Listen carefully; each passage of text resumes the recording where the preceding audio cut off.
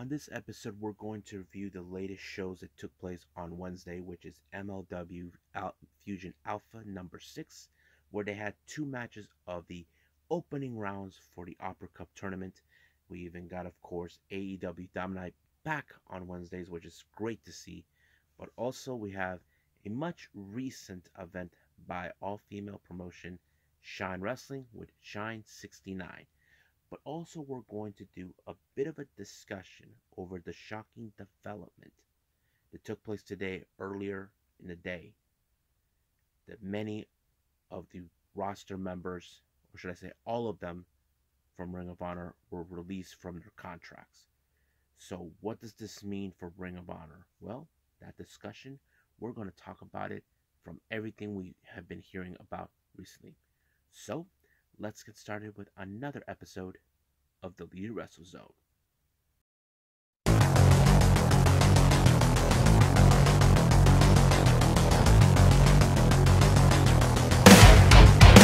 Are you ready? Get up, get up! Get up, get up! Get up, get up! Get up, get up! Get up, get up! Get up, get up!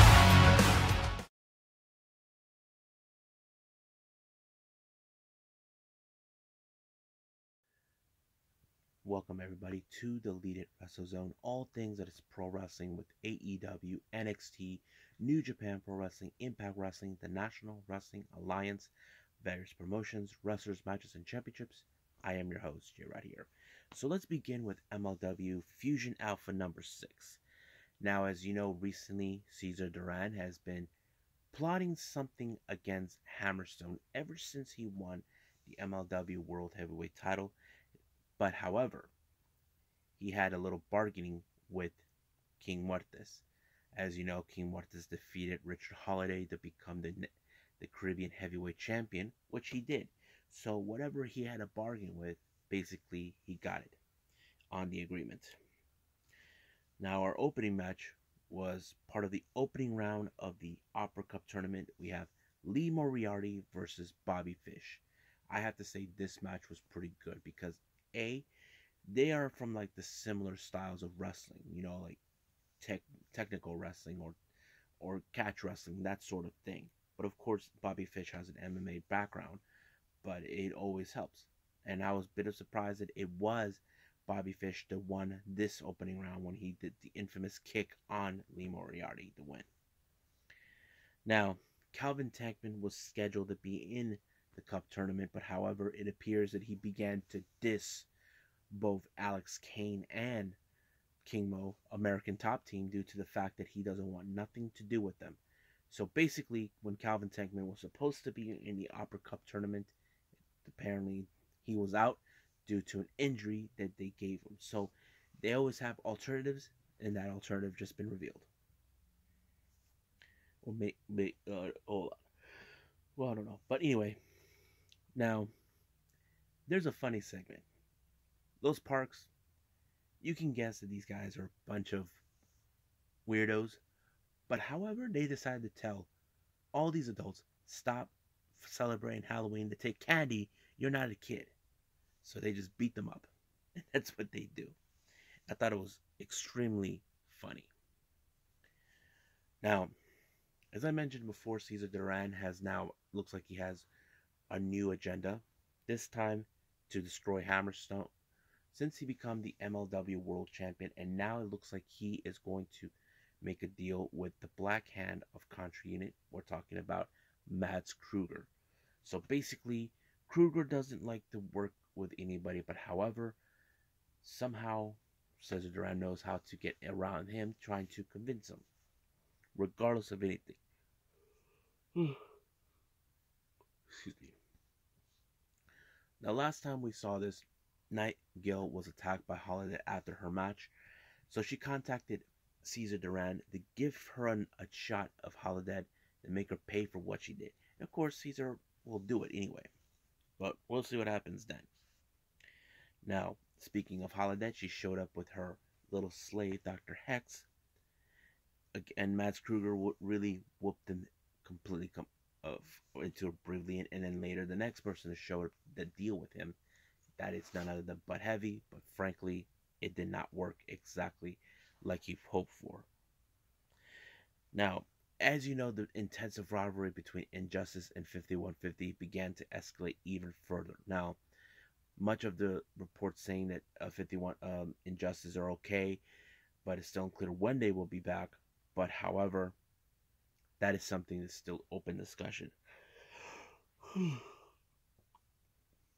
Now, Alicia Toot actually interviewed Hammerstone to congratulate him as the champion.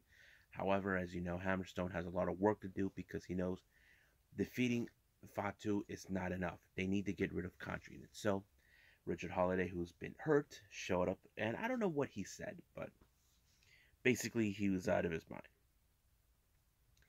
Now, some interesting news that developed during Fusion Alpha.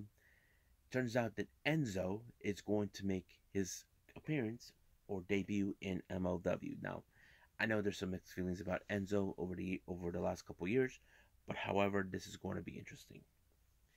Now, our main event is another round of the opening round of the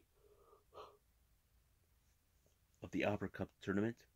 We have TJP versus Alex Shelley. The match was great. I think it was very impressive, but however, TJP, who was total heel, got away with it when he used the ropes under his advantage to ensure he wins. Ref didn't see it, so he advances in the semi-rounds. So I think that's it what we got for MLW. So let's move on with AEW.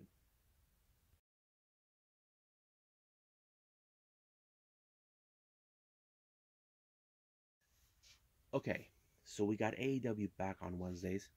It opened up with CM Punk taking on Bobby Fish. I have to say the match was pretty good. Now, Bobby Fish really found ways to get around Punk, but Punk was able to overcome that when he put Bobby Fish in a GTS, and that was it, showing that he's still superior than him, and he is the best in the world. But don't forget, CM Punk is currently undefeated in AEW. Now, Malachi Black believes that he is determined to destroy the Nightmare family. As you know, he's been doing that for quite some time. But however, this looks like it's far from over. Now, once again, Salt of the Earth MJF shows up along with Borlo and Spears. This time he was in a match against a guy named Bryce Donovan, which he beat him quickly. But however, once again, MJF tries to prove a point, saying that once he defeats Darby Allin, that he is going to aim for the AEW World Championship, which he believes is his rightful destiny. But however, he pulled a fast one when we thought Sting would show up, but Sting really did show up, and so did Darby Allin. But Darby Allin attacked him, but however, he told MJF full gear. So basically, we may see that coming up. Now, as you know, Britt Baker, she is set to face against Tay Conti at Full Gear. Now, as you know, she decided to put herself in a match against Abaddon. Now, do we think it's wise? To be honest with you, I don't know, because Abaddon, she's nuts, she's undead. She has these unorthodox tactics, but who knows? I cannot argue with her.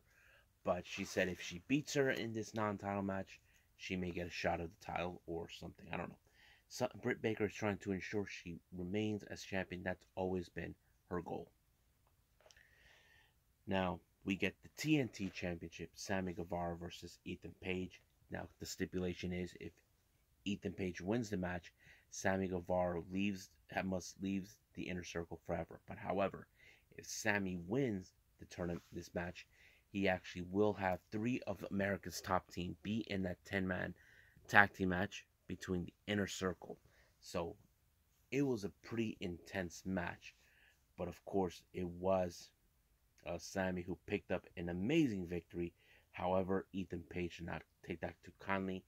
Of course, Scorpio Sky shows up to give him a helping hand, and then here comes the Inner Circle with Jericho doing his thing, giving out a pretty interesting promotion. And of course, you know, he reminded him next week we're going to find out which members of American's top team will be in this match with Paige and Sky. Now, we get another interview with Kingston and Danielson. As you know, they've done this before.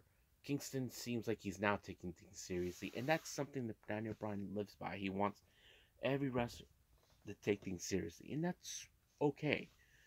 So we'll see what happens. Now, their match is coming up this coming Friday. We got to pay attention to that. Now, speaking of more interviews, we have the Lucha Brothers. Now, they made it perfectly clear that they will put the AEW World Tag Team titles on the line this coming Full Gear episode pay-per-view, which is going to be good. However, FTR did state it that they will be taking those titles away from them due to they believe that they kept them warm just for them. But we'll see what happens when we get to that day. Now, we get a match of the first round for the TBS title. This is more of a payback, redemption / revenge match between Serena Deeb and Hikaru Shida. Now, keep in mind, a couple weeks ago, Serena Deeb beat her to ensure she never got her 50th victory. But this time, if she beats her, that means she will get her 50th win. You know, and every tactic that Serena Deeb tried to do on Hikaru Shida, she was able to counter it. And of course, Hikaru Shida was able to do it when she got her good with leg or kicking technique, which she's which she's good at. However, when she did that, she won the match when she put up the Falcon Arrow. But Serena Deeb did not take that too kindly. She wanted to dismantle Hikaru Shida before her match against Nyla Rose. That's a match that everybody's going to be expecting to see. Now, let's get to the first round of the AEW World Title Eliminator. 10 versus Jon Moxley. Moxley was a bit more aggressive. Now, the reason this is, he's a bit frustrated. Keep in mind, he lost the title thanks to the helping hand of the Invisible Hand, Don Callis. And now it appears that he is more laser focused than ever. Now, people probably would have voted 10. I mean, yes, I can see that, but I don't think that could happen. But hopefully, never say never. Then we get an interview with... No, never mind. I just said this one before. Next up, Cody, along with Aaron Esther, come out to give out a very interesting promo. As you know, recently we have been seeing many fans been booing Cody. It's like they want him to turn heel, which, of course, we have been noticing for quite a while. I mean, there are wrestlers that are good as heel, but Cody has no intentions to do that. However, when the more they were trying to make this promo great, here comes Andrade, who in fact is not a happy camper after what happened the last time where Cody helped back to deal with Malachi Black. But it kind of backfired on them, but this time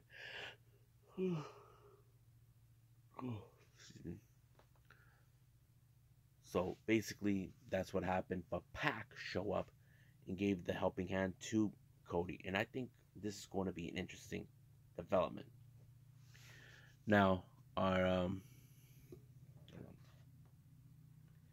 main event is the Dark Order, dressed up in Hollywood costumes. We got Silver as Bambi, Colt Cabana as Brandon Cutler, Stu Grayson as Kratos, and of course Evil Luna as a cowboy. As for the Elite, all of them are dressed up as, of course, the Ghostbusters. And it was a pretty good match. I think there was some great moments. I think the best moment is when, of course, when we saw that the referee was knocked down, the other members of Dark Order came out to give a helping hand. Now, there was a one in a horse. They thought it was 10 who was in it. However, when they removed the mask, it turned out to be their mentor, or... No. Turned out to be Brandon Cutler. Sorry about that. Brandon Cutler, who was crying. You can hear Jim Ross going, "There's no whipping in wrestling." So I think they did not see that. But the real question is this. When the Elite came out, there was a Stay Puft Marshmallow Man. Michael Nagasa was dressed up like a giant baby or something. But everybody was on the same assumption that the Stay Puft Marshmallow Man was Brandon Cutler. But it turned out it wasn't him. It's cowboy shit time. Hangman Adam Page, and I thought it was great, giving them the advantage to ensure they win. This is not going to go lightly with the Elite because the Dark Order outsmarted them very well, and I think that kind of tells us this is going to be interesting storyline between the Elite and, of course, the Dark Order.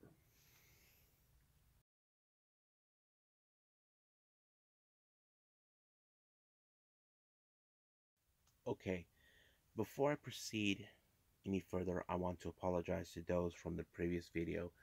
I did mention we're going to continue more with the New Japan Road to Power Struggle.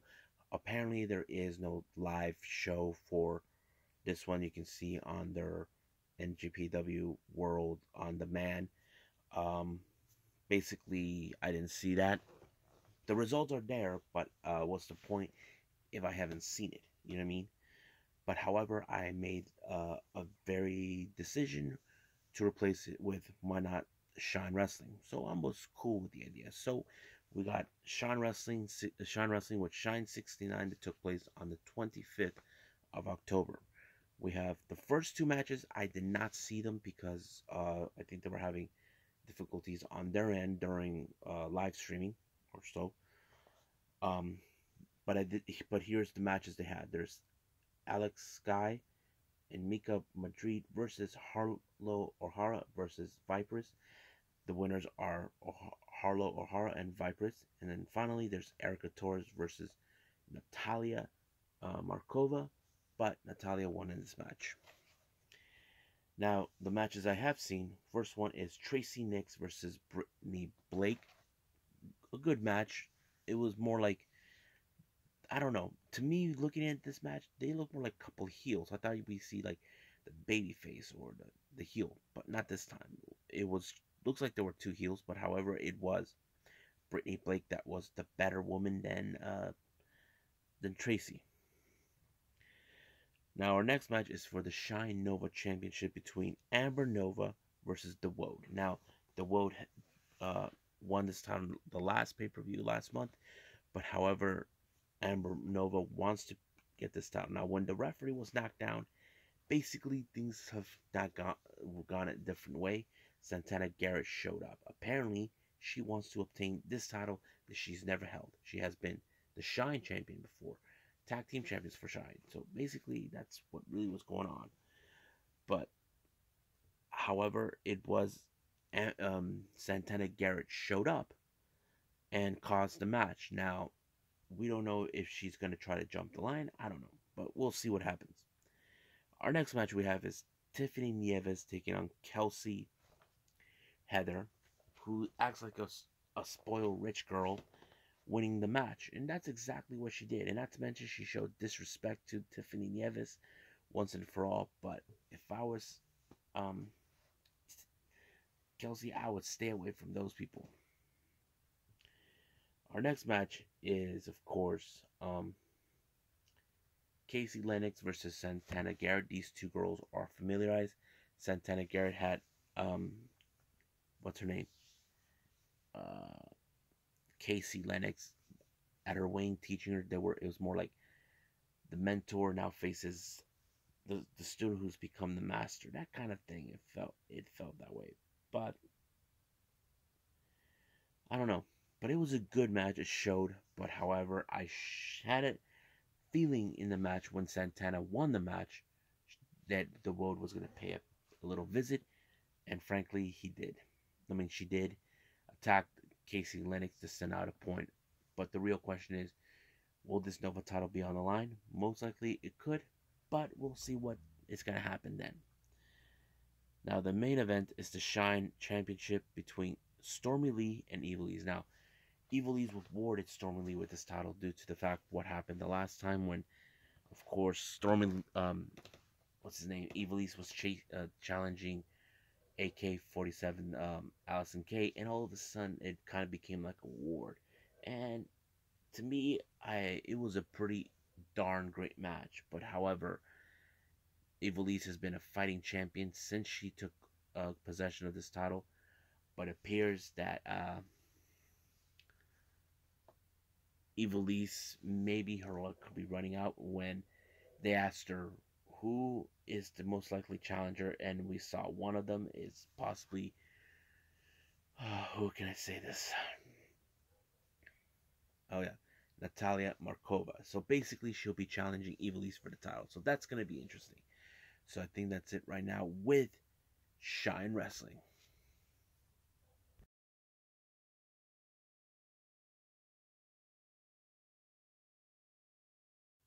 Okay, you heard the news earlier in the day.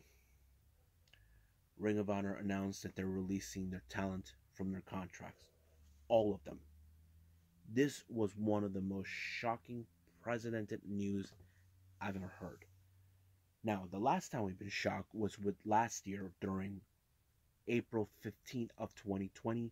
It was forever now dubbed as Black Wednesday, where WWE released 40 plus people of workers from either wrestlers, referees, stage commentators, or whatever. But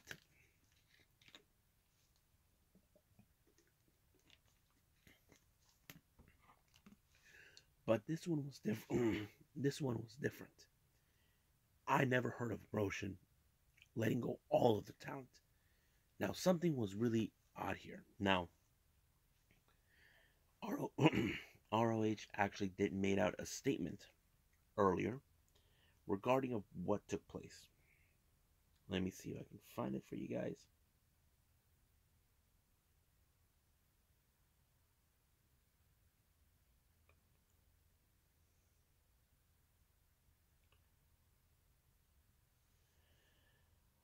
Okay. This is their statement.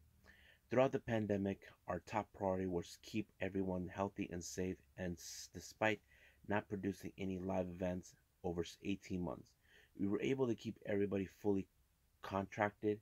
Now we find ourselves in the time we are in need to make changes to our business operations and planning the pivot for Ring of Honor with a new mission and strategy.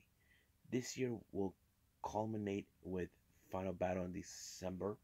We will be taking a break the first quarter of 2022 to work with initially to reimagine ROH. ROH has most dedicated fans in history, and we appreciate the loyalty and patience as we are reconstituting Ring of Honor. We appreciate the return to live events in April for Supercard of Honor with new fan focused product and provide a unique experience for the wrestling fans. Now, what does this mean? If you guys recall, they had to in NXT they had to reimagine everything, basically changing the setting and all of that. We may seem like a something similar to that, and recently I have been watching on Twitter that many of the wrestlers are now setting up their bookings, saying we're available for the book during the weekends because, of course, this kid, I think, let's see, how do I say this? I don't know. Right now, this is the like I said, we never heard of any promotion letting loose all of their talent, but now this is what I do hear. They still continue being paid till the end of 2021, and after that, some of them already started posting on their Twitter saying they're available for booking. And that kind of shows us, okay, they're trying to get. But there's no doubt in my mind that AEW, WWE could, and possibly Impact could potentially pick up any of these wrestlers. Now, there are certain wrestlers that me and my friend Nico, who was the whole co-host with me, believe, how do I say this? The Flip Gordon could be one of those guys that go there, and so is Bandito. Um, but of course, we did start to ask ourselves, not too long ago, the Briscoes became the GCW champions. Could this possibly be that there's no longer going to be tag team champions? I don't know, but it's crazy. And there are many wrestlers that are heartbroken to hear what happened to them. Now, this is the thing. Do I think that Ring of Honor is going to be back? I'm not sure, because this is like something I did not expect. But however, there are talks that saying that maybe AEW or W could purchase it. I mean, it all depends who would benefit for this. You know what I mean? That kind of tells it. But at this moment, I don't know. We just gotta pay attention what's gonna happen. Those are saying that maybe this is the end for ROH. I'm not sure, but all we can do is wait and see what's gonna happen moving forward. Well, I hope you guys enjoy this episode. Coming up, we got NXT UK, Impact Wrestling, but also going to do a Pro Wrestling Guerrilla from from a much past event, Pro Wrestling Guerrilla Vortex 7, I think that's the one, and of course, may throw in some unknown promotion you guys may not have heard of. But I'm kind of excited to review those two. But for now, I'll see you guys in the next DWZ time. Same DWZ channel. I must bid all of you adieu. So goodbye. Mwah. And have a nice day. Bang.